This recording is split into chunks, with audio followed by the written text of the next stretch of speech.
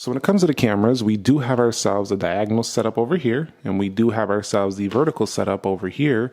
And that is a main 48 megapixel sensor on both of them, producing some pro iPhone level results. And then you have ultra wide right here. You can punch in at the 2x. And what was nice about the 15 that I loved was you can go 10x. So I love the 15's cameras upgrades. They definitely made it more usable, especially with the zoom. That was one of my favorite things to talk about with this phone.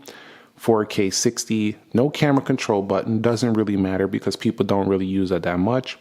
And then these do have the same type of front-facing camera at 12 megapixels. It's not a horrible camera, it's actually pretty darn good. It's just been out for so long that I want to see some upgrades to the front cameras. So overall, I gotta say 15 to the 16, the camera changes are basically down to a button. You do have yourselves the actual macro mode, which to me is a really nice enhancement as well.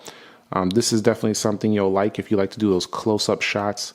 It's pretty different compared to this one, because with this one you'll have to use the ultra wide to get those close-up shots, but this one has the macro mode, 2x, 10x, and you have some different photographic styles over here as well. If we go to video, this one doesn't get the 4K 120 in slow motion, just HD, so unlike the pros you don't get that feature.